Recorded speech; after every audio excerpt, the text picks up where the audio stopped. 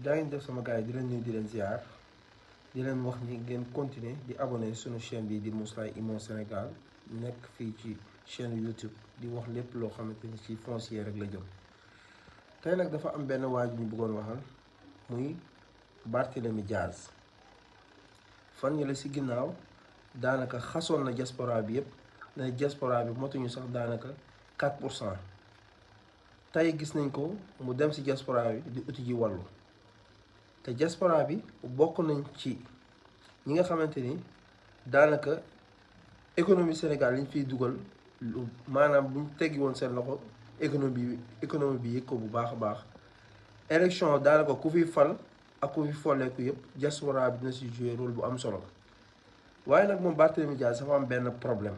personnel boo xamante ni xëy na bu tëddee ba guddi conscience am du tranquille moo tax fu mu dem rek tudd turam Ousmane Sonko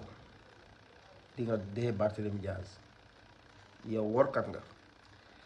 bi nga bëggee jël mairie Dakar Ousmane Sonko doomu ndey nga ko doon woowe sa doomu ndey am na loo xam ne waruloo ko yéene.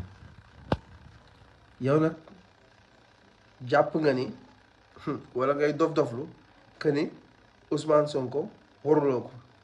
mais Barthélémy Dias prochaine élection mairie de Dakar ngay xam bu boobaa ngay comprendre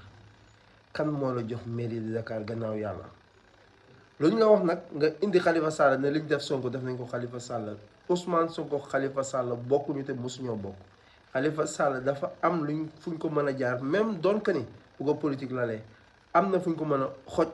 ba tere ko mu bokk mais Ousmane Sonko amul dara loo xamante ni